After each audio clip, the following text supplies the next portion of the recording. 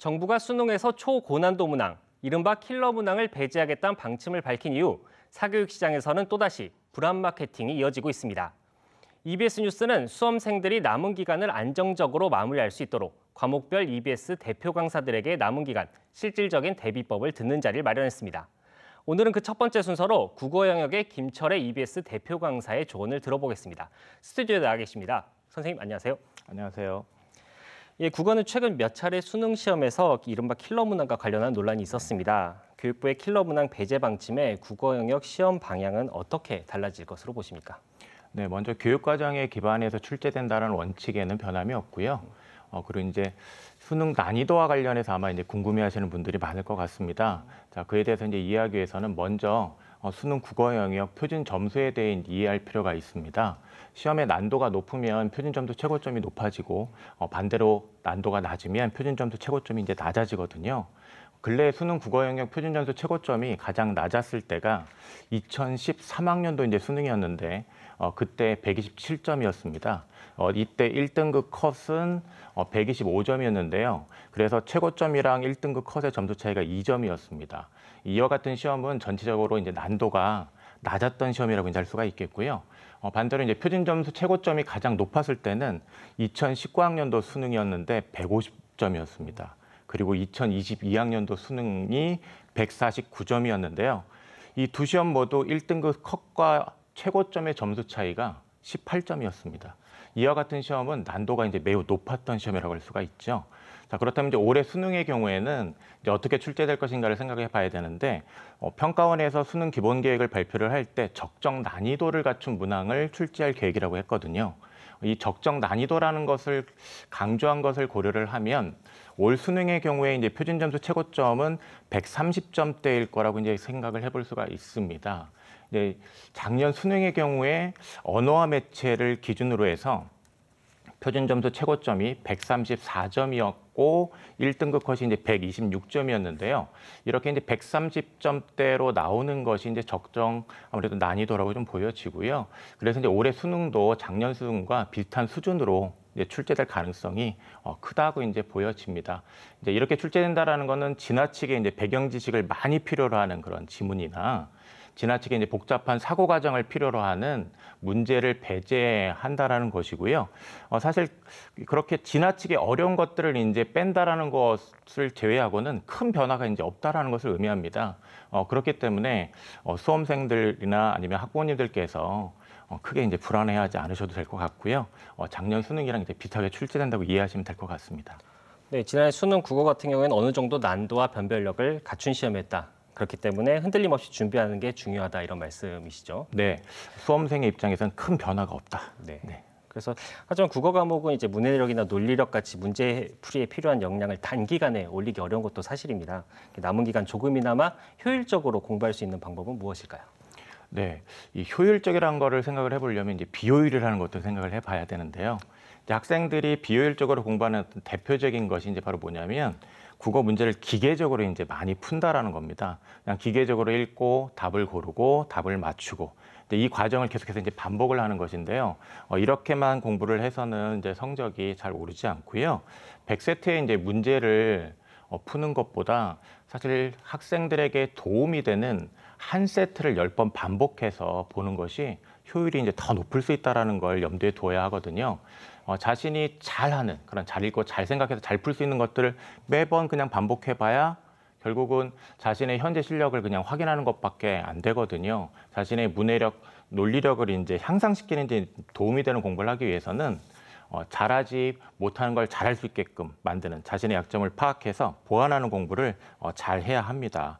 그리고 이제 또 하나 더 말씀드릴 것은 연계에 대비하는 것을 이제 잘하면 굉장히 효율성을 높일 수 있다는 것인데요. 이 연계 교재에서 연계 출제되는 요소들에 대한 이해를 충분히 하고 시험장에 가면 굉장히 성적에 있어서도 효율성을 이제 많이 높일 수 있을 겁니다. 단기간에 네, 맞습니다. 성적을 올릴 수 있는 비법이다. 예, 선택 과목인 언어와 매체, 화법과 작문은 어떻게 준비하는 게 좋을까요? 네, 먼저 언어와 매체 말씀을 드릴게요. 최근 언어에서는 예전에 비해서 이제 문제 해결에 시간이 많이 걸리는 문제가 출제가 되고 있거든요. 이제 사례를 많이 주고 있습니다. 그래서 의문 단어, 문장 등의 다양한 사례의 구성 요소를 분석하는 연습을 많이 할 필요가 있습니다. 그리고 매체에서는 꼼꼼하게 매체 자료의 정보들을 확인해야 하는 이제 문제가 출제가 되고 있거든요. 주의를 기울여야 실수를 하지 않습니다. 그리고 이제 화법과장문에 대해서 좀 말씀을 드리면 화법과장문의 경우에는 시간이 이제 굉장히 이제 중요한데요. 그래서 문제풀이에 너무 많은 시간을 들이고 있지는 않은지 점검할 필요가 있습니다. 그래서 수능에서 화법과장문을 푸는데 평소보다 이제 많은 시간을 들이는 경우가 이제 꽤 많은데 그렇게 되면 큰 낭패를 보거든요. 그렇기 때문에 남은 기간 동안 세트별로 푸는 시간을 좀 체크를 잘 하면서 정확하게 답을 고르는 훈련을 꾸준히 좀 문제풀이 시간에 대한 감각을 그렇게 해서 몸에 잘 익히는 것이 이제 매우 중요하다고 할 수 있습니다. 네, 그리고 정부 발표 등 여러 전망을 종합하면 결국 EBS 교재나 강의와의 연계 체감도가 전반적으로 올라갈 것으로 보입니다. EBS 교재는 어떻게 활용하는 게 좋을까요? 네. 이번 수능의 경우에 예년에 비해 이제 연계 체감도가 많이 높아질 것으로 생각이 되는데요. 사실 지난 3월 말에 평가원이 이미 올해 연계 체감도를 높이겠다고 발표를 했었습니다. 그렇기 때문에 6월 모의평가의 연계 체감도가 예년보다 이제 높아졌었거든요. 평가원의 발표대로 이제 자료를 수정 재구성하는 정도가 좀 이전보다 약화돼서 이제 유사도가 높았는데 EBS 연계를 대비하는 데 있어서 하나 더 생각해야 될 것이 바로 이제 그 적정 난이도, 변별력을 확보한다라는 것에 좀 유의할 필요가 있습니다. 이 변별력을 확보할 수 있는 문항들을 EBS와의 연계되는 요소들을 활용해서 이제 출제될 가능성이 높다고 이제 제 생각이 이제 보이거든요. 그래서 이제 국어의 경우에는 독서에서 사실 다소 까다로운 지문이 좀 나올 수도 있습니다.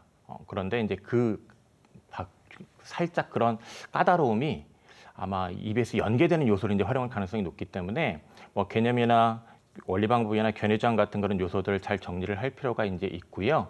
문학의 경우에도 상황, 사건, 정서, 심리 태도, 소재의 특징, 주제 등을 중심으로 그 내용들을 잘 또 이해할 수 있는지 체크하면서 연계에 대비하는 공부를 하면 도움을 많이 받을 것이고요. 그리고 학생들이 효과적으로 이제 좀 효율적으로 공부를 할 수 있도록 EBS에서 관련 강의를 많이 마련을 해놨습니다. 그렇기 때문에 그런 강의를 적극적으로 활용하는 것을 좀 학생들에게 추천을 하고 싶고요. 강의 수가 이제 많다면 자신에게 필요한 그런 강의를 선별을 해가지고 또 활용을 하면 도움 많이 받을 겁니다. 그리고 EBS에서 학생들이 학습하는 데 도움이 되도록 그런 연계 교재 해설서도 이제 발간을 하고 있는데 그런 교재도 활용을 하면 도움을 많이 받을 수 있을 것으로 생각이 됩니다. 네, 수능이 100여일 남았는데요. 가장 좀 학생들이 어려워하는 시기입니다. 이 시기를 보내는 수험생들에게 마지막으로 꼭 건네고 싶은 조언 있으시면 한마디 부탁드리겠습니다. 예, 날이 많이 더운데요. 이렇게 더울 때 학생들이 좀 자신감을 잃는 경우가 많습니다. 내가 잘할 수 있을까? 자꾸 이제 의구심을 품으면서 걱정을 이제 하는 경우들이 이제 많은데요. 자신을 성찰하고 돌아보면서 자신의 이제 문제점을 찾는 것은 굉장히 좋습니다. 다만 그런 성찰의 결과를 바탕으로 자신을 발전시킬 수 있어야 하겠죠. 자신의 노력과 능력을 의심하는 데 계속 머물러 있으면 안 되고요. 자신의 노력과 능력을 믿고 해야 할 일들을 차근차근 해 나가면 근거 있는 자신감을 갖고 수능에 임해서 좋은 결실을 맺게 될 것이라고 생각을 합니다. 네, 정리하면은 국어는 지난해와 수능이 같은 난도 수준으로 예상이 되고요. 또 나에게 어려운 부분을 EBS 교재에서 찾아서 연습해 보는 게 중요하다는 말씀이셨습니다. 네, 오늘 말씀 고맙습니다. 네, 수능을 100여일 앞둔 지금 올해 입시를 준비하는 수험생들에게 가장 중요한 시기이기도 하죠. 수험생들에게 남은 기간, 실질적인 대비법을 전해주기 위해 EBS가 만든 순서. EBS 대표 강사 5인에게 듣는다. 오늘은 수학 영역의 심주석 대표 강사 모셨습니다. 선생님 안녕하세요. 안녕하세요. 네. 그래서 문이과 통합형 수능 이후에 수학의 영향력이 커졌다는 분석은 정말 많습니다. 이번 입시에서는 또 어떻게 전망할 수 있을까요? 네, 수학이 입시에서 가진 영향력은 사실 무시할 수 없을 겁니다. 뭐 예나 지금이나 뭐 입시의 큰 축을 차지하고 있는 게 수학인데요. 올해 입시라고 해서 저는 크게 달라지지는 않는다라는 점을 꼭 말씀드리고 싶습니다. 사실 통합 수능 이후에 뭐 기하 미적분 선택자나 기하 선택자가 확률과 통계 선택자보다 1등급을 많이 가져간다라는 얘기를 들어보셨을 겁니다. 그렇죠. 올해도 비슷한 양상은 진행되겠지만 우리 확률과 통계 선택자 같은 경우에는 수학의 학습량을 좀 미적분이나 기하 선택자만큼 조금만 더 늘려주셔서 공부해 주신다면 오히려 수능에서도 자신의 목표에 한 발 더 가까워질 수 있지 않을까라는 생각을 갖거든요. 그래서 쉽게 포기하지 말고 끝까지 최선을 다해 주시고 또 수학은 투자한 만큼 충분한 보상을 받는 과목이다라는 거 잊지 않았으면 좋겠습니다. 투자한 만큼 보상을 받을 수 있다. 네. 수학은. 네. 그래서 특히 수학은 그런데 그동안 킬러 문항으로 불렸던 초고난도 문항으로 악명이 높았던 것도 또 사실입니다. 교육부는 올 수능에서 교육과정을 벗어난 문항은 완전히 배제하겠다 이런 방침을 세웠는데요. 이 방침에 대해서 수험생들은 어떻게 대응하는 게 좋을까요? 옛날 자료를 한번 찾아봤습니다. 2014학년도나 2015학년도 그때는 수능이 이제 A형, B형으로 나눠졌습니다. A형 같은 경우에 이제 인문계 학생들, B형 같은 경우에 자연계 학생들이었는데요. 그렇죠. 요즘은 통합 수능이니까 이제 미적분 기준으로 본다면 수학 B형과 한번 비교를 해봤습니다. 근데 B형 같은 경우에 1등급 컷이 그때 당시에 96점이나 92점이었거든요. 그러니까 한 문항, 두 문항까지가 1등급 컷이었다라고 보시면 되겠습니다. 근데 최근 치러진 6월 모의평가 같은 경우에는 미적분 선택자가 있고 기하 선택자가 있었는데요. 1등급 컷이 77점, 81점으로 사실 1등급 컷에 해당되는 문항수를 보면 5문항에서 6문항이 됐거든요. 그러니까 9년, 10년 사이를 딱 들여다보면요. 사실 어려운 문항이 한두 문항이 있었느냐, 변별할 수 있는 문항이 지금은 5, 6문항까지 좀 확대된 그런 성향을 띠고 있습니다. 네. 그렇다면 지금 이슈가 되고 있는 문항들이라는 게 대부분 정답률이 좀 낮은 20번, 22번과 30번 문항이거든요. 근데 그 두 문항이 빠지더라도 등급을 변별하고 상위권들을 변별하는데 크게 문제가 있지 않을 것이다라고 예측되어지고 있는 상황입니다. 뭐 모든 일에는 다 이유가 있겠지만 지금 수능이 예전에 비해서 많이 어려워졌다는 건 분명한 것 같습니다. 그래서 그 두 수행 문항이 조금 쉬워진 시험, 그러니까 다시 말하면 뭐 2014년 학년도나 2015학년도에 수능이 되더라도 전혀 지금 이상할 게 없는 거거든요. 그러니까 학생들 같은 경우에는 오히려 올해 수능이 수학 같은 경우에는 조금 더 열심히 공부한 친구들이 분명히 보상을 받을 수 있다. 예전 같으면 포기해버리고 안 풀어버릴 문항들도 도전했을 때 의외로 이거 풀리네? 이런 느낌을 받을 수 있는 수능이 될 테니까요. 수능 기출문제에서 너무 어려웠던 문제들보다는 쉽게 나올 것이다라는 생각을 가지고 너무 쉽게 공부하지는 마시고요. 그 수준에 맞춰서 대비를 해주신다면 분명히 좋은 결과를 얻을 수 있을 거라는 수능 예고가 된 게 아닌가라는 생각이 듭니다. 풀 수 있는 문항을 조금 더 풀려고 하는 노력을 조금 더 기울인다면 조금이라도 높일 수 있다. 네. 이렇게 이해하면 되겠죠. 그래서 하지만 또 수학은 또 단기간에 성적을 올리기 어려운 과목으로 또 꼽히는 것도 사실인데요. 이제 수능을 100일 좀 넘게 남았는데 남은 기간 조금이나마 효율적으로 보낼 수 있는 방법은 어떤 게 있을까요? 네.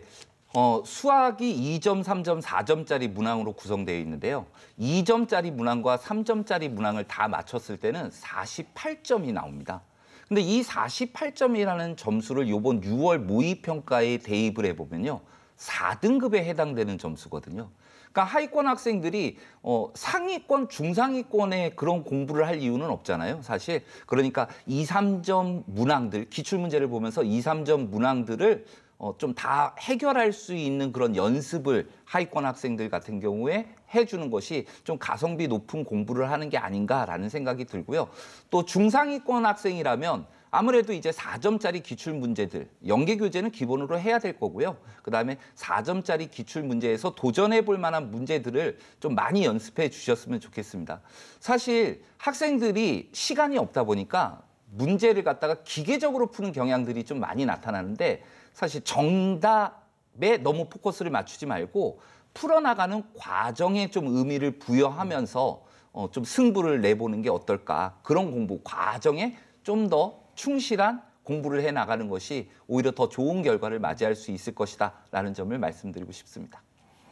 네, 어제 전해드렸던 국어 영역 같은 경우에는 이제 6월 모의평가에서 실제로 EBS 연계 체감도가 높아졌다 이렇게 전해드렸었는데요. 수학의 경우는 어떻습니까?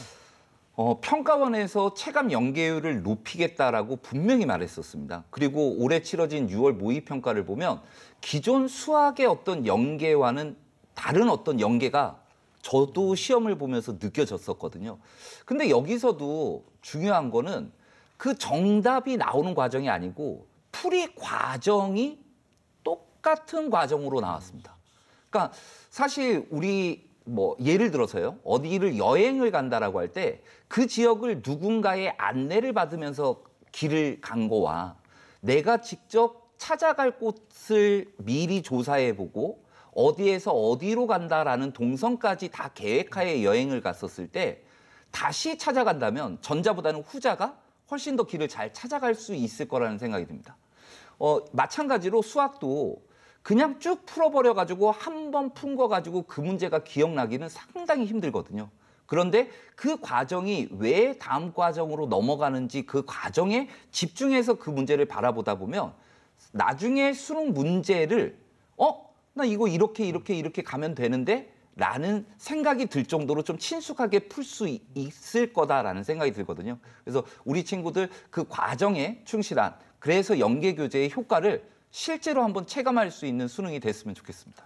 네, 통합형 수능 이후 또 이슈가 수학에서 이 선택 과목 간의 유불리 논란입니다. 올해 입시에서도 변수가 될 수 있을까요?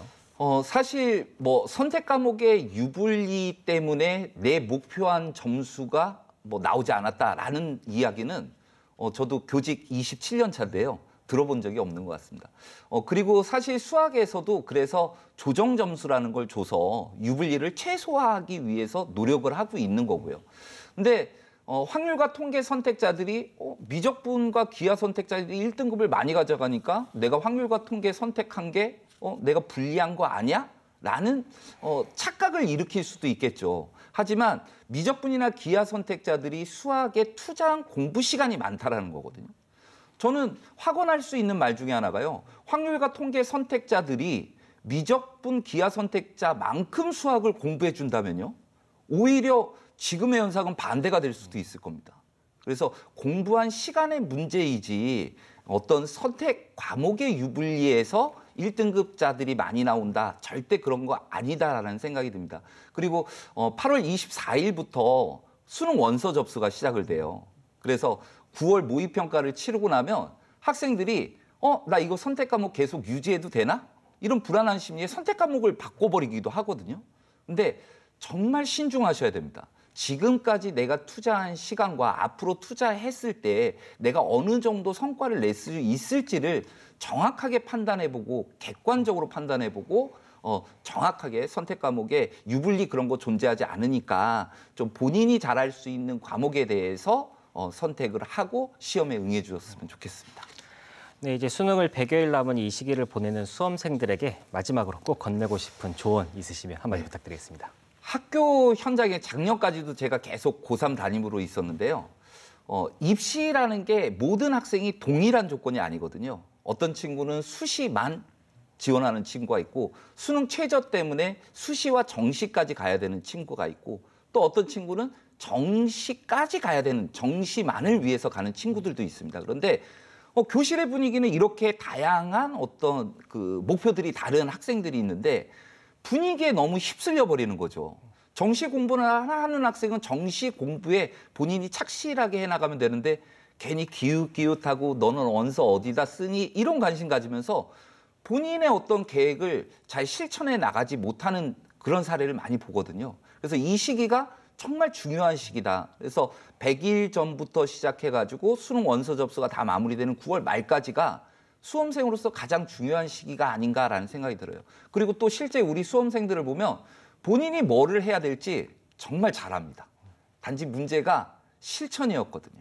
그래서 수험생으로서 본인의 역할, 분명히 우리 친구들이 잘 아니까 실천이 문제라고 한다면 그 부분에 신경 써서 조금 더 집중해 주시길 부탁드리고요. 건강관리 마지막까지 최선을 다해줘야 된다는 건 분명하죠. 마지막에 가면 아무래도 면역력이 좀 떨어지다 보니까 이 학생들이 체력이 바닥나는 경우도 보거든요. 그래서 체력도 잘 관리하고 끝까지 좀 쉴 때는 좀 확실하게 피로를 좀 쉬어주면서 쉬는 게 목적은 아니지만 체력을 위해서라도 조금 최상의 컨디션을 만들어 나간다라는 생각을 가지고 마지막까지 최선을 다해 주었으면 좋겠습니다. 예, 주변 분위기야 말에 휩쓸리지 말고 지금까지 준비한 것들을 한번 차분히 다시 한번 살펴보는 시간이 필요하다는 말씀 계속해서 강조해 주셨습니다. 네, 오늘 말씀 고맙습니다. 네, 감사합니다. 예, 수능을 100여일 앞둔 지금 입시를 준비하는 수험생들이 무더위에 몸과 마음이 지치기 쉬운 때이기도 합니다. 남은 기간 효과적인 수능 대비법을 듣는 수서죠. EBS 대표 강사 5인에게 듣는다. 오늘은 영어 영역의 김수연 대표 강사 모셨습니다. 네, 안녕하세요. 네, 안녕하세요. 네, 우선 이 얘기를 안 할 수가 없습니다. 정부가 최근 발표한 킬러 문항 예시를 보면 영어 영역 역시 포함이 돼 있습니다. 킬러 문항 배제 방침이 영어에도 영향을 줄 수 있을까요? 일단 영어 같은 경우에는 큰 변화가 예상되는 과목은 아닙니다. 올해 6월 모의평가 난도를 기준으로 대비해주면 되겠는데 작년 수능 대비 다소 평이한 수준을 보였습니다. 9월에 있을 모의평가 또한 6월과 비슷할 것으로 예상이 되고요. 다만 6월 모의평가에서 눈에 띄게 변화된 것이 있는데 먼저 듣기에서는 두 사람의 관계를 물어보는 3번 문제가 남자 말의 요지를 물어보는 문제로 바뀌었고요. 읽기에서는 30번 어휘 문제가 5개의 밑줄 어휘에서 3개의 네모 어휘로 바뀌었습니다. 근데 이 변화된 유형이 상대적으로 더 쉽기도 하고 연계 교재에서 충분히 연습이 가능한 유형이기 때문에 수험생 입장에서 크게 걱정할 필요는 없겠습니다. 네, 교육부에서 공개한 킬러 문항의 특징을 알면 반대로 이런 유형은 앞으로 시험에 나오지 않겠다 이렇게 예측해 볼 수도 있을 것 같은데요. 어떤 유형들이었습니까? 네, 일단 첫 번째 특징은 관념적이고 추상적인 내용이라 문장을 해석하고도 전체적인 내용을 이해하기 어려운 문항입니다. 쉽게 말해서 우리말 해설지를 나중에 봐도 이게 무슨 소리인지 모르겠는 거죠. 두 번째 특징은 공교육에서 다루는 수준보다 과도하게 길고 복잡한 구조를 가진 문장이 포함된 문항입니다. 특히 빈칸이 위치해 있거나 함축 의미 추론을 위한 밑줄이 포함되어 있는 문장 아니면 정답의 근거가 되는 문장의 구조가 복잡한 경우 킬러 문항으로 선정이 되었습니다. 그리고 마지막 특징은 어휘의 의미 파악이 어려운 문항입니다. 너무 생소한 소재를 다루고 있어서 학교에서 배운 일반적인 의미가 아니라 어떤 전문 분야에 적합한 의미로 어휘를 파악해야 하는 경우도 있겠고요. 선택지에서 지나치게 어려운 어휘를 사용을 해서 지문을 이해하고도 문제를 풀기 어려운 경우도 있겠습니다. 이러한 특징을 종합해서 본다면 다가오는 9월 모평과 수능에서는 너무 생소하거나 추상적인 소재의 지문은 빠지고요. 문장을 제대로 해석한다면 전체적인 지문 내용을 이해할 수 있게끔 출제가 될 거라 예상할 수 있겠습니다. 그리고 정답의 근거가 되는 문장이라든지 빈칸, 밑줄이 들어간 문장의 구조도 상대적으로 덜 복잡해질 것이고요. 따라서 우리 학생들이 어떤 독해 기술을 적용하기보다는 정석적인 독해로 승부를 보는 것이 맞겠습니다. 정석적인 독해. 네, 맞습니다. 절대평가로 치러지는 영어 영역은 수험생들이 얼마나 시간을 투자해야 할지 또 쉽게 감을 잡지 못하는 과목이기도 합니다. 남은 기간 조금이나마 효율적으로 공부할 수 있는 방법은 어떤 게 있을까요? 네, 영어 영역은 절대평가이다 보니까요. 남은 기간 동안은 사실 이 표준 점수와 백분위가 산출되는 국어, 수학, 그리고 탐구 영역에 더 많은 시간을 투자하는 것이 맞습니다. 근데 또 하지만 반대로 생각을 해보면 영어는 난이도와 상관없이 정해진 점수를 넘으면 정해진 점수를 받는 과목인 거죠. 수시에서의 수능 최저 충족은 사실 거의 모든 수험생이 다 대비해야 하는 부분이고 정시에서도 최대한 유리한 위치를 잡으려면 영어 과목을 적극적으로 활용할 필요가 있겠습니다. 구체적인 대비 방법은요. 높은 난도가 예상되지 않는 상황에서 가장 중요한 포인트는 첫 번째 실수하지 않기, 그리고 두 번째 70분 동안 모든 문제 풀기입니다. 이를 위해서는 먼저 나만의 시간 사이클을 확립하는 게 중요한데요. 듣기가 다 끝나고 나서 내가 24번 제목 문제까지 몇 분, 그리고 30번 어휘 문제까지 몇 분, 34번 빈칸 문제까지 몇 분. 이 사이클이 안정적으로 확립될 수 있도록 봉투 모의고사 같은 걸 통해서 반복적인 연습이 필요합니다. 그리고 이때 18번부터 차례대로 풀 것인가 아니면 마지막 페이지의 장문을 먼저 풀 것인가 이 나만의 방법도 고정적으로 정해져 있어야 하겠죠. 이 연습이 확실히 이루어져야지만 70분이라는 시간 내에 나의 본 실력을 발휘할 수 있을 것입니다. 그 다음으로는 학생들이 약점 유형을 확실하게 극복할 필요가 있겠는데요. 본인이 특히 어려워하는 유형이 있을 거예요. 본인이 가장 잘 알고 있을 겁니다.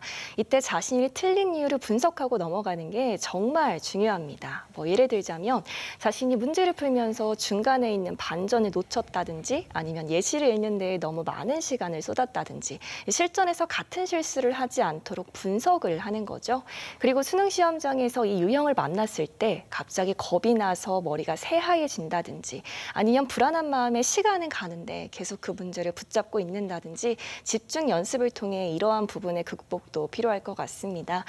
구체적으로 수능 특강 그리고 수능 완성이라는 연계 교재에 유형별로 문항 구성이 되어 있어요. 그러니까 우리 수험생 여러분들 연계 교재 활용하시면 집중적인 연습 충분히 가능하실 겁니다.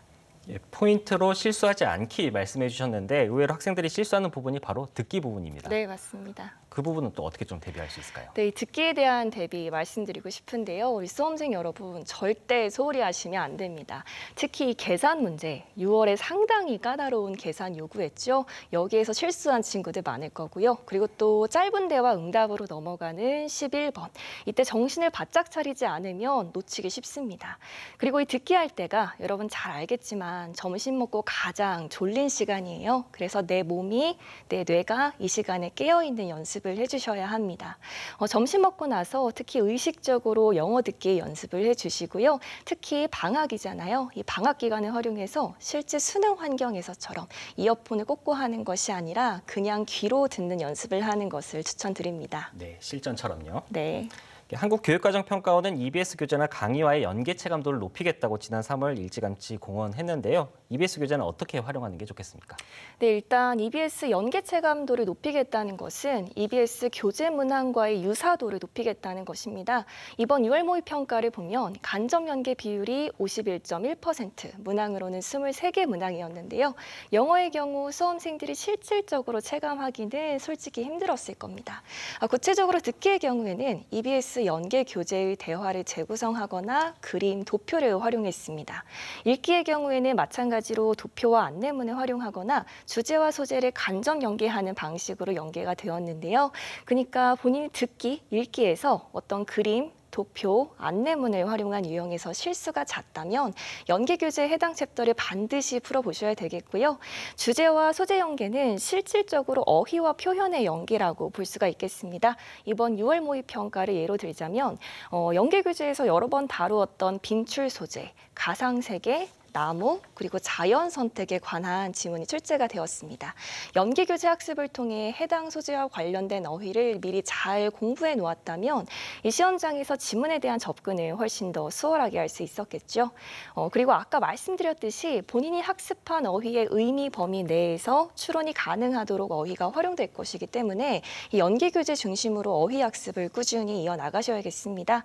사실 지금은 철자를 외우는 게 중요하지 않아요. 뜻 위주로 빠르게 익히고요. 자투리 시간을 활용해서 이동 시간을 활용해서 짧은 시간 여러 번 반복한 학습이 좋겠습니다. 그리고 또 선택지 어휘를 몰라서 틀리면 그것만큼 억울한 경우가 없잖아요. 그래서 연계 교재의 선택지 어휘도 꼭 살펴봐 주시기 바랍니다. 네, 더운 날씨에 몸과 마음이 지치는 시기이기도 합니다. 이 시기 수험생들에게 꼭 건네고 싶은 조언이 있을까요? 네, 우리 학생들 이 더운 날씨에 정말 많이 고생하고 있습니다.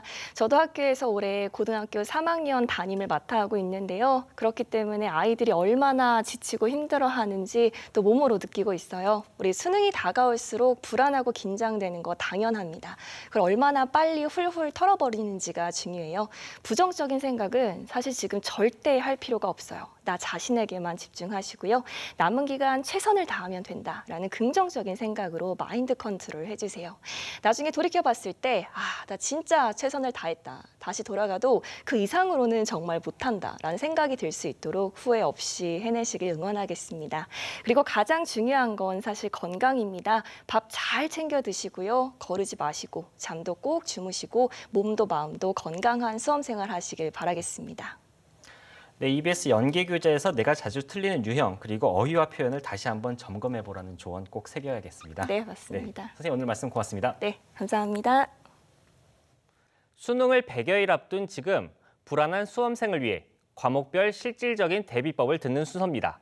EBS 대표 강사 5인에게 듣는다.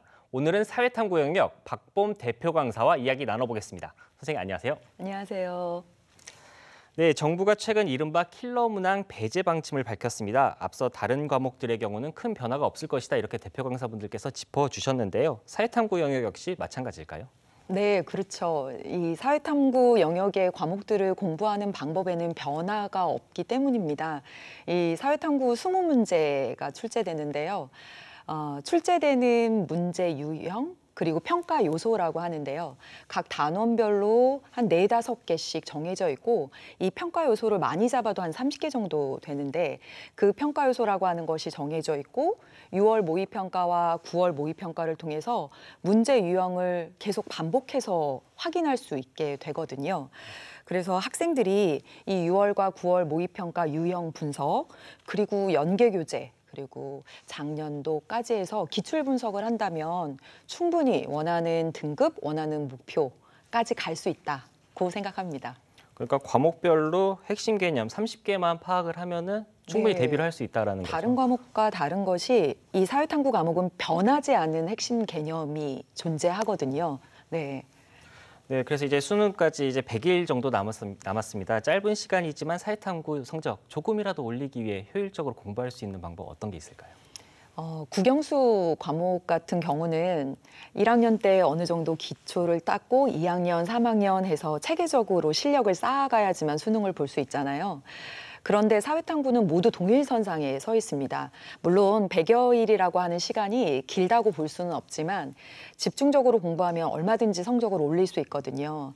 그래서 일단은 이 학생들이 이 사회탐구 과목을 집중적으로 하지 않았을 수가 있어요. 지금까지는 국영수를 하느라고. 그래서 올해 봤던 3월 그리고 4월 5월에 봤죠. 4월 모의평가, 6월 모의평가를 다시 한번 보는 거예요. 아마 생각나지 않을 겁니다. 당시에 봤던 문항들이. 그러면서 자기 진단을 하는 거죠. 자가 진단을 해서 내가 개념 체계도 못 잡았구나. 내지는 어떤 단원을 특별히 못하는구나. 또는 문제 유형 분석이 안 되어 있네. 등등의 자기 진단을 하는 것이 필요합니다. 그리고 수능 특강 수능 완성인데요. 사실 한 권에 200문제 정도밖에 안 되거든요. 그러면 모의고사 10회분 정도밖에 안 되고 시간으로 따지자면 모의고사 한 회분에 30분 푸는 거잖아요. 물론 그렇게 풀진 않지만 그래서 충분히 대비해서 공략해 볼 수 있는 과목이 사회탐구입니다. 네, 그렇게 짧은 시간 막판 역전을 할 수 있기 때문에 반대로 6월 모의평가 결과를 보고 지금이라도 선택 과목을 바꿔야 하나 이렇게 고민하고 있는 학생들 분명히 있을 것 같은데요. 이런 학생들에게는 어떤 조언 해주고 싶으신가요? 사실은 아직도 선택 과목을 이걸로 할까요? 이거 할까요? 고민 중이고 바꿀까요? 뭐 이런 질문들을 받고 있긴 하거든요. 근데 선택 과목을 바꾸고 싶다 내지는 고민이다라고 하는 학생들과 이야기를 해보면 냉정히 말하면 아직 그 학생들의 경우는 사회탐구 선택 과목을 결정하지 않은 거라고 생각을 합니다. 그래서 학교에서 배웠던 과목 중에 이번에 이거 괜찮을 것 같은데 하는 마음으로 풀었을 가능성이 굉장히 있다고 생각하고요. 아직까지 정하지 못한 상태로 이 과목 저 과목에 어찌 보면 기웃거렸을 수 있다고 생각을 해요. 그런 학생들에게 말해주고 싶은 건 그런 학생들이 고민인 것이 이 과목을 하면 이 부분이 어렵다고 하고 예를 들어서 사회문화를 하면 표가 어렵다고 하고 하는데 선생님 어떻게 해요? 하는데 모든 과목에 난관이 있거든요. 사실은 어려운 부분이 있는데 그러한 부분들을 생각하다 보면 선택할 수 있는 과목이 없습니다. 그 난관은 너무나 당연한 것이기 때문에 학교 선택 과목이나 공부했던 과목들 그리고 자기의 적성, 진로 이런 것들을 생각해서 곰곰이 생각한 다음에 선택하면 이제 밀고 나가야 된다. 그리고 지금껏 선택을 못한 것이다. 이제 선택하고 밀고 나가라라고 말해주고 싶습니다. 네, 한국교육과정평가원의 발표 등을 종합하면 EBS 교재나 강의와의 연계 체감도가 높아질 것으로 보입니다. 앞서 간단하게 말씀해 주셨는데 EBS 교재 어떻게 활용하면 좋을지 조금 더 자세하게 설명 부탁드리겠습니다. 연계 교재라고 하는 게 사실은 수능을 출제하는 출제진이 이거 보고 여기서 변형해서 내지는 비슷하게 출제하는 거야 라고 알려주는 거거든요. 예를 들어서 학교 시험을 출제할 때도 그렇거든요. 여기 부분하고 이 부분에서 출제할 거야 라고 하면 학생들이 그 부분 막 진짜 열심히 봐요. 그렇죠. 근데 학교 시험은 그렇게 하는데 왜 수능은 이 출제진이 보는 교재라는 것을 알려줬는데 안 보지? 이런 생각이 좀 들긴 합니다. 물론 학교에서 학생들이 해야 될 것들이 너무 많고 내신 준비 또는 수행평가 그래서 수능 특강 수능 완성을 볼 시간이 없다고는 하지만 사실은 출제진이 보는 교재이고 또 하나는 사회탐구는 이 핵심적인 개념이 정해져 있기 때문에 이 연계 교재를 보면 이 연계 교재에 있는 문제랑 똑같이 나와 라고 하는 것이 아니라 이 핵심 개념을 연계 교재에서 잘 공부했는지 확인하고 나면 충분히 수능 문제를 풀 수 있다라고 하는 자신감을 갖게 해주는 그리고 수능 특강 수능 완성으로 충분히 실력 향상이 가능하거든요. 수능을 풀 수 있을 정도의 수준으로 끌어올려주기 때문에 꼭 꼭 2번, 3번 면밀하게 정성 들여서 풀어보셨으면 좋겠습니다. 그러면 진짜 성과가 나요. 예. 사회탐구 과목이 여러 개가 있지만 공통적으로 적용되는 내용인 거죠? 네, 그렇습니다. 예, 맞습니다. 네, 킬러 문항 배제 방침 이후 첫 평가원 주간 모의 평가가 9월 6일 시행됩니다. 9월 모평 어떻게 준비하고 결과는 어떻게 활용하면 좋을까요? 9월 모평까지 약 한 달 정도 남았는데요. 정말 평가원이 출제할 때는 이 9월 모의 평가니까 대충 출제하고 절대 그렇지 않을 거 아니에요. 그냥 수능입니다. 수능 문제랑 똑같은 문제가 9월에 따라서 9월에 보는 수능이라는 생각을 학생들이 하셨으면 좋겠어요. 그래서 9월에 보는 수능이고 한 달이 남았고 이 한 달 동안 집중적으로 대비한다는 생각으로 한 달 남은 기간 동안 어떻게 핵심 개념을 정리할지에 대한 계획, 그다음에 어디까지 문제풀이를 하고 기출 분석을 어느 정도까지 할 것인가에 대한 계획을 세워서 9월에 보는 수능이라는 생각으로 정말 진지하게 임해 주셨으면 좋겠어요. 제가 그런 말 할 때가 있거든요. 9월 모의평가 차라리 망해라 라고 하는 얘기를 할 때가 있어요. 왜 그러냐면 9월 모의평가를 잘 보면 학생들이 좀 자만을 해서 마음을 놔요. 그래서 종종 수능에서 9월 모의평가보다 못한 성적을 받는 경우를 봤거든요. 근데 9월 모의평가를 혹시 실수하더라도 끝나고 나면 이게 모의평가였다. 9월에 보는 수능인 줄 알았더니 모의평가네 라는 이 생각으로 다시 한번 정말 그때 9월 모의평가에서 미진했던 부분들을 점검해서 보완한다면 수능에서 그동안 봐왔던 시험 중에 가장 높은 성적을 받을 수 있을 거라고 자신할 수 있습니다. 그래서 6월 모의평가와 9월 모의평가를 두고 이 개념별로, 단원별로 이게 출제된 것들을 비교해서 보면서 외울 듯이 반복해서 보라고 말하고 싶어요. 네, 그렇다면 분명히 좋은 결과가 있다. 외울 듯이 봐라. 네. 그 진짜 9월 모의평가와 6월 모의평가. 예. 알겠습니다. 네. 이제 수능을 100여일 앞둔 이 시기를 보내는 수험생들에게 마지막으로 꼭 건네고 싶은 조언이 있으십니까? 지난해 말 예비 수험생이라고 막 이제 열심히 할 거라고 하는 학생들을 봤었고요. 1월에 또 3월에 이제 진짜 열심히 할 거라고 불태우는 학생들을 봤습니다. 그래서 시작할 때는 누구나 막 열정을 불태우는데 수능을 100일여 앞둔 지금은 그렇게 불태우는 친구들이 없어요. 많은 학생들이 놓았고요.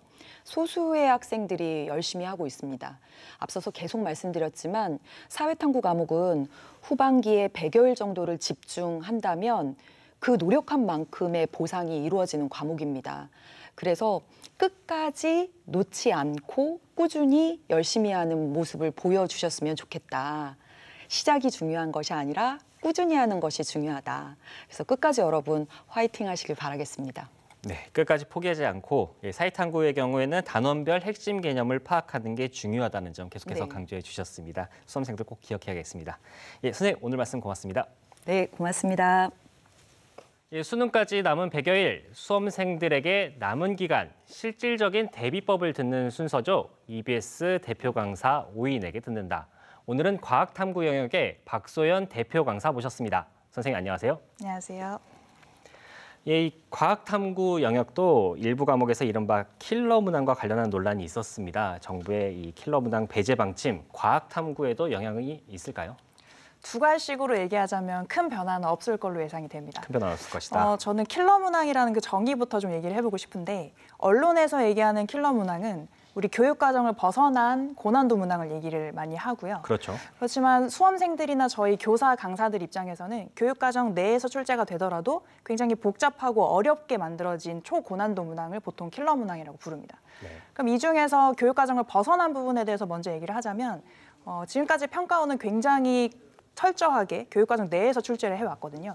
그거의 하나의 대표적인 예시로 생명과학 1에서 그 세균성 질병의 대표적인 예시는 결핵이 계속 나옵니다. 네. 근데 그 이유는 8종 교과서에 빠지지 않고 나와 있는 그런 질병의 예시라서 교과서별 유분리가 작용하지 않거든요. 그래서 그런 것들을 철저히 검증해서 출제를 하기 때문에 거기에서 드러나 있는 차이는 없을 거라고 예상이 되고 범위를 좀 더 넓혀서 그냥 초고난도 문항을 킬러 문항이라고 한다면 아무래도 그런 문항들이 배제가 됐을 때 중상난도 문항의 수가 늘어날 수밖에 없겠죠. 네. 그래서 그런 변화는 있을 것으로 예상이 되지만 사실은 작년도 과탐도 전체적으로 상향 평준화된, 그러니까 초고난도 문항을 좀 줄면서 이렇게 상향 평준화된 그런 경향을 보였기 때문에 그 부분에서도 큰 체감 차이는 없을 걸로 예상이 됩니다.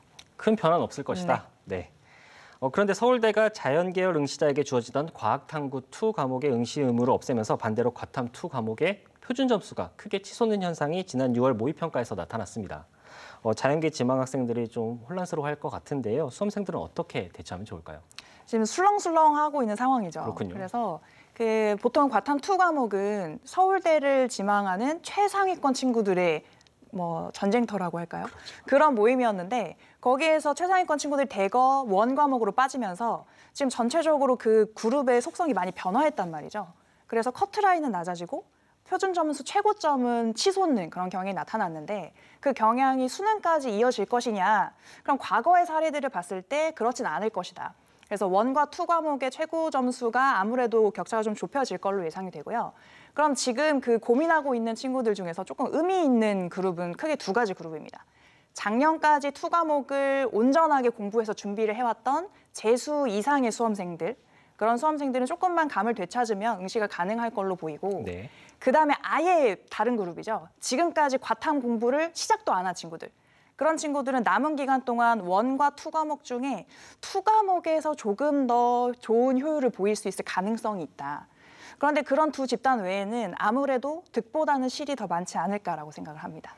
네, 이제 수능까지 100일 정도 남았는데요. 짧은 시간이지만 과학탐구 시험을 준비하는 수험생들 성적을 조금이라도 올릴 수 있도록 하는 이제 효율적인 공부 방법 어떤 게 있을까요? 일단 꾸준히 1등급을 받고 있는 그런 친구들은 알아서 잘 하고 있으니까 네. 조금 말을 아껴보도록 하고 중상위권과 중하위권으로 좀 나눠서 얘기를 해볼 텐데 2등급에서 4등급 사이에 있는 친구들은 그래도 어느 정도 성실하게 공부를 좀 했다라고 볼 수 있습니다. 그런데 아마 그 친구들은 분명 자기 약점인 파트가 있을 거예요. 그래서 내가 그 문항을 보기만 해도 자신감이 떨어지는 파트가 분명 하나쯤은 존재할 겁니다. 예를 들어서 생명과학 1에서는 가계도 분석이라든지 아니면 근육의 수축 같은 그런 어떤 덩어리들이 있을 거거든요.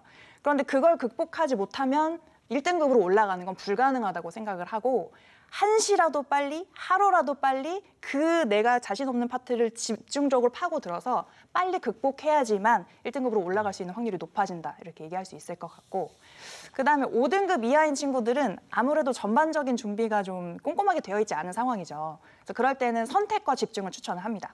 그래서 각 과목별로 다 어떤 변별 파트에 해당하는 고난도 단원이 있거든요. 그래서 그 단원을 예를 들면 생명과학 1에서 유전을 뺀다라고 생각하면 갑자기 부담감이 확 줄어듭니다. 그러면서 나도 할 수 있을 것 같은 자신감이 들거든요. 그러면서 시간적인 부담도 갑자기 줄어들게 되고 그래서 내가 할 수 있는 단원들을 골라서 그 단원을 다 마친다는 각오로 남은 시간을 대비하면 최고의 효율을 높일 수 있지 않을까라고 생각합니다. 버릴 건 버리고 취할 건 취해야 되는 선택이 필요하겠네요. 예, 한국교육과정평가원은 EBS 교재나 강의와의 연계 체감도를 높이겠다고 일찌감치 공언을 했는데요. EBS 교재는 어떻게 활용하는 게 좋을까요? 저는 조금 너무 기본적이지만 중요한 얘기를 좀 해보려고 하는데요. 일단 연계 체감률을 알고 이 연계 교재를 잘 활용하고 싶으면 일단은 풀어봐야 된다고 생각합니다. 네. 근데 지금 앵커님 생각을 하시기에도 지금 딱 수능 특강, 수능 완성 2권의 교재가 있고 이게 연계가 된다고 하면 무조건 친구들이 열심히 풀 거라고 생각을 하시잖아요. 그렇죠. 그런데 학교에서 지켜보는 경우에는 일단 수험생이니까 예의상 2권을 삽니다. 네. 하지만 수능 완성은 거의 3책. 수능 특강도 다 한 번에 풀어보지 못하고 시험장에 가는 경우가 생각보다 많아요. 네. 그래서 저는 일단은 2권은 필수적으로 풀어보는 과정이 필요하다. 그래서 그 2권만 풀더라도 어떤 최소한의 공부 분량은 확보가 되는 거거든요. 그러면서도 우리 수능 특강과 수능 완성이 정말 이 요즘의 그 평가원 문항의 트렌드를 정확하게 반영해서 굉장히 그 유형별로 많이 연습을 시키도록 좋은 문항들이 다수 실려 있습니다. 그래서 그런 문항에 대한 대비도 되는 굉장히 좋은 교재니까 꼭 경험을 해봐야 되는데 특히 저는 수능 완성을 꼭 풀어봤으면 좋겠어요. 네. 수능 특강 같은 경우에는 많이 사기도 하고 접근을 많이 합니다. 그런데 수능 특강은 이 수능 준비의 앞 단계, 그러니까 입문서라고 할 수 있는 교재라서 그 단원의 내용을 공부하고 그 학습 내용이 적절한가, 내가 학습이 됐는가를 확인할 수 있는 그 단원별로 문항이 일부러 구성이 돼 있어요. 그 단원을 벗어나지 않습니다. 그런데 수능 완성에서는 1단원부터 5단원까지 막 섞어가지고 단원 통합형 문제가 많이 제시가 돼 있거든요. 그게 사실은 실전형에 가깝죠. 그러니까 우리가 수능에 대비하고 싶다면 수능 완성을 풀어보면서 실전형 문제들, 우수 문항들을 좀 많이 경험하는 것이 중요하겠다. 이렇게 말씀드릴 수 있습니다. 말 그대로 수능 완성이네요. 네. 이제 킬러 문항 배제 방침 이후에 첫 평가원 주간 모의 평가가 다음 달 6일에 시행됩니다. 수험생들은 9월 모평 어떻게 준비하고 이 결과는 어떻게 활용하면 좋을까요? 일단은 작년에도 6월 모평이 굉장히 쉬웠어요. 그러면서 갑자기 9월 모평부터 이 난도가 껑충 뛰었단 말이죠. 그리고 9월 모평에서의 보여줬던, 제가 9월 모평을 풀어보고 제일 좀 도드라졌던 면이, 전체적으로 굉장히 늘 쉽게 출제됐던 단원들이 약간 생각해 볼 만한 요소들이 있게 약간 상향 평준화되었다, 이런 느낌을 강하게 받았는데 그 기조가 수능에서 그대로 연결이 됐던 거죠. 네. 그래서 지금 올해도 6월 모평이 굉장히 과탐 모든 과목에서 쉬웠기 때문에 지금 자신감들이 차 있을 거란 말이에요. 그래서 이번 9월에서는 정말 자기의 실력을 확인할 수 있는 그런 기회가 되니까 그때보다는 조금 성적이 떨어질 수 있다는 가능성을 염두에 두어야 하고요. 그다음에 이제 9월 모평을 보고 나면 그 결과를 바탕으로 그 다음 공부를 진행을 해야 되는데, 이번에 초고난도 문항들이 배제가 되면서 키워드는 실수를 줄이는 것이라고 저는 생각을 합니다. 그래서 중상난도 문항들이다 보니 다들 좀 접근할 수 있는, 풀어낼 수 있는 문항들이 다수 있을 거고요. 그러다 보면 실수 하나가 큰 손해를 불러일으키게 되거든요. 그런데 사실 생각보다 내가 공부가 안 돼서 틀리는 부분은 공부를 하면 정직하게 그거를 극복할 수 있지만, 실수 같은 경우는 내가 하고 싶지 않다고 해서 그렇게 마음대로 되는 부분이 아니라서 더 인내심을 가지고 오랜 시간 동안 그걸 극복하는 과정이 필요합니다. 그래서 빠르게 풀면서도 실수를 줄이면서 그런 조건들을 꼼꼼하게 확인하는 연습이 그 앞으로 이루어져야 될 것 같고, 9월 모평 이후에는 뭐 최종 파이널 점검이라든지 이런 강의들이 있을 거거든요. 그래서 그런 강의들을 통해서 6월, 9월 모평의 경향성을 통해서 앞으로 수능이 어떻게 연결이 될 것인지, 그런 부분에 대한 그런 점검에 대한 그런 도움을 받으면서 준비를 해나갔으면 좋겠습니다. 네, 요즘 참 덥습니다. 몸과 마음이 지치는 시기인데요. 수능 100일 앞둔 이 시기를 보내는 수험생들에게 꼭 건네고 싶은 조언 어떤 게 있으십니까? 제가 5인의 선생님을 제가 5번째잖아요. 그래서 앞선 선생님들의 얘기를 다 듣고 왔는데 여러 가지 좋은 말씀들 많이 해주셨더라고요. 그렇죠. 저는 채찍질을 좀 하려고 합니다. 그래서 여러분들이 상위 1등급, 그러니까 전국 상위 4%의 결과를 받고 싶으면 노력도 그 정도 해줘야 돼요. 내가 상위 4%의 노력을 하고 있는지를 끝까지 점검했으면 좋겠다. 그래서 상위 4%란 얘기는 25명으로 구성되어 있는 한 학급에서 내가 가장 열심히 공부하고 있어야 하거든요. 그런 상황에 노력을 하고 있는지를 마지막까지 계속 점검해 나갔으면 좋겠습니다.